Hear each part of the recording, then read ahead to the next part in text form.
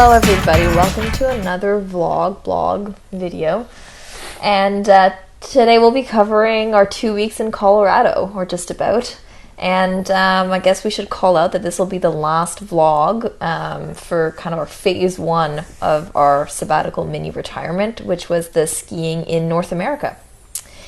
So let's start it off. Will, why don't you give us the highlights from the first mountain we hit up in Colorado, Beaver Creek? Yeah, so not too many highlights. I had one highlight, which was this tree run I did twice. And I think I just liked it because it was somewhat steep and it had trees, and compared to the rest of Beaver Creek, it was a lot of fun, but then the rest of Beaver Creek was incredibly flat. Mm-hmm. Would not go back. Mm-hmm. Except for that one section, that one other section that we had fun too. But yeah, no, we're not going back to Beaver Creek. Yeah. Anyway, so that was the one highlight of Beaver Creek for me, and I'm happy that we went there. Very, very nice people, but not going back. Moving right along, Sam, what was your highlight and or lowlight from one of the mountains we skied next, which was Breckenridge? Yes, Breck. Both days we were there was incredibly windy at Breck, so we thought, and I touched on this in the blog as well, that it would be a good idea to head into the trees where we'd be sheltered from the wind and hopefully find more snow. So I let Will convince me to head into this run called Windows, which I'm like, Will, those are trees. Like, and he goes, no, there's a run here, there's a run. And it was the kind of window, I guess, into trees where you go in and it's fully glades, and then there's gates where you enter, and it's been slightly cleared, but it's almost like a funnel in between the trees. So anyways, it was, I guess, a highlight in the sense that I felt able to do it, and I guess that's a testament to how much I've been skiing and putting into my lessons with Will, that I have gained a bit of confidence and could go down this run and actually have it be fun. And we were told that this was the hardest run at Breckenridge by one local. So one person's opinion said that Sam has completed. Oh my god, guys, the hardest run at Breckenridge. Forgot about that. I don't know if I would have said yes. Anyways, so as we're going down, you'll probably see the footage of this. I am like really struggling to get over this log, which when you look back at the video, it doesn't even look that high. But me standing over this mini cliff, which was just a log, had me essentially paralyzed. But I did it, and I'm really proud of myself. That was Breckenridge. After we completed skiing, just the two of us, we had 2 close friends join us, which was a lot of fun. Yeah. So, Sam, what do you think of Emika and Yanis joining us? I thought it was fantastic. Yeah. We were, incredibly lucky to have them come for so long. We did 3 days of skiing with them, 1 break day. They stayed on an air mattress, bless their souls. It apparently was decent, but no, I think they were just troopers. And yeah, it was just so much fun having them. I was just telling Will the other day, both of you, Emika, Yanis, if you're listening to this, you're both so fun to be around. I was laughing way more on those 3 skiing days, probably. Turns out I'm not as funny as Emika and Yanis.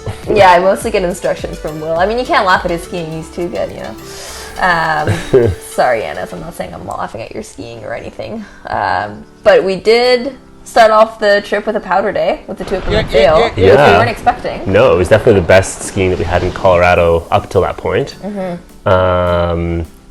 And made for some really fun skiing. Some full send action. I was very impressed with how quickly both Emika and Yanis were just and maybe just quickly, let's touch on, they had just bought equipment. Which was East Coast equipment, skinny skis. And just, full send into the powder. Definitely, I think, contributed to some of the falls. But at the same time, I think Yanis just showed a full send mentality that I need some of that confidence. Yeah, definitely allows him to improve his skiing very quickly, I think, at the expense of, or at the cost of, falling a little bit more than average. I was also so surprised because he came into it saying his knee hurt, and then he was just absolutely sending it even in the trees. Yeah. Like, he hugged quite a few trees. Yeah, which was so fun to watch. Both just like the full send, you know, like making it down, pretty technical stuff pretty quickly. And then also occasionally having to hug a tree or get your skis crossed and fall and then pop them off. And it was just all around a lot of fun. And it was cool to see that full send mentality come both in, you know, the powder of Vail and then also at Breckenridge where we didn't have much powder, but just like in the glades. And then the skiing with them we wrapped up in Keystone with a few drills, which I think they both liked. Emika really liked. I think Emika liked it. I think... Oh, Yanis was just along for the ride. Yeah, it was like a child being forced to do something he didn't want to do. But yeah, we do have some good footage. He's like, turning? What's turning? It's like, I don't need to use my poles. What is that? Yeah, that was a lot of fun. Thanks for being so keen, you guys. Yeah. A glimpse into my winter for sure with Will. Yeah. And then we also had one off day, not skiing, to them. We didn't want to ski at any resort on a Saturday. No, that was probably smart. Yeah, because of the lines. But we realized that our Airbnb had toboggans in the garage. Originally I thought there was just 2. Turns out there was 4. No, 3. 3, you're right, sorry. But one of them was like, you could technically fit 2. Anyways, yes, you're right. It was 3. 3 with the option for 4 people. And so we had the best time. We went out for a walk thinking, maybe it was just we'd be able to find a hill and go tobogganing. Yanis was like, no, I'm not tobogganing. So he didn't put on snow pants, didn't put on gloves. I don't even know if he had a hat. It was a warm day, to be fair, but the snow was incredibly deep if you were a little bit off path. Yeah. So everyone's feet got soaked. Yeah. But we did make Yanis toboggan once. He was not pleased. Yeah, it was good. It was good though.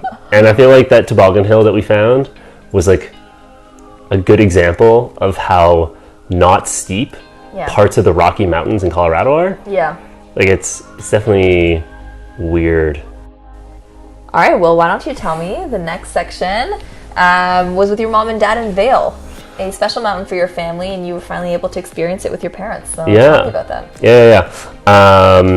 So Vail's definitely been a place that I've heard a bunch from my mom, who's skied there a few times growing up, and kind of see all the places that she remembered from being young was special. Mm-hmm. And then also skiing, obviously, with my dad as well there. And Dad, you're a trooper for agreeing to tack on one more ski vacation at the end of your ski season here, because you definitely were spent from skiing in Montreal. His boot was hurting him too. Yeah, his boot was hurting him, and altitude was getting to my dad as well. So,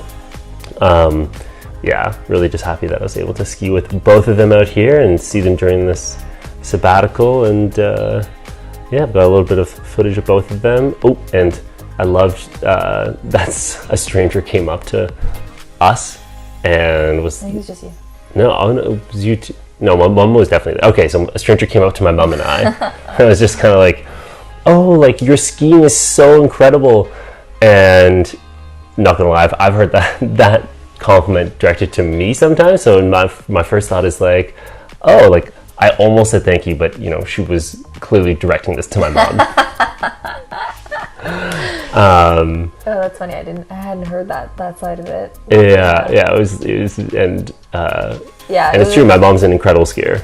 Yeah, no, Andrea's great, and I think, for me it was hard to keep up with her at times, definitely.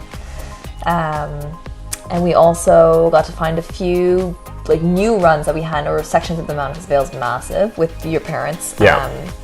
And you discovered and got to practice some mini cliff. Yeah, mini cliff. Jumping. What's it called? Well, just skiing over cliffs. Over cliffs. But like mini cliffs. This is like my log incident, but amplified a little bit. Yeah. Because that was something I wanted to practice out here, because that's something that East Coast, I don't think we have a lot of. That's true. It's not like a feature. Yeah, but it's a heavy feature out west. Mm-hmm. And so I've never really done skiing over cliffs before. and obviously you don't want to start off with the biggest ones. No. So it was good to find mini ones that, you know, I could practice on. Yeah. Good times. And then our last day, I will say our last official day of skiing, because I'm not going to count Vermont. Yeah, fair enough. That you probably won't even show. No.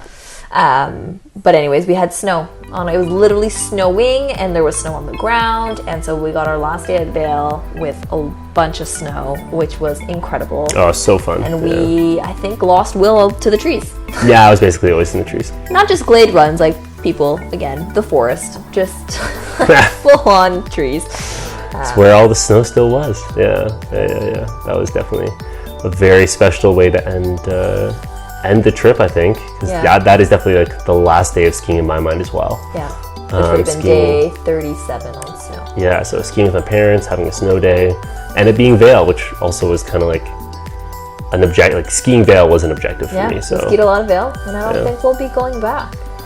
Yeah. Well, yeah, agreed. Probably. Parking's really expensive, you guys. We didn't touch on that, but parking's really expensive. Just to elaborate expensive on that real quick. It's just because everything's really expensive, and we agree that Canada has probably better skiing than go to Vail. Interior BC if you're looking for a ski Interior adventure. BC, yeah, like Kicking Horse, Revelstoke, even Whistler, like, you know. Kicking Horse only if you want to ski incredibly difficult terrain. That's just caveat. Yeah, true. But anywho, probably not going back to Vail. Yeah. Well, thanks everyone. If you've listened to a bunch of our vlogs so far, we know they can be long at times. Really, we're doing these for us, but we appreciate that other people take the time to listen and read. And I don't know, we haven't really figured out a good exit strategy yet. Will? No, always the Irish exit. Thanks all for listening, and catch us later.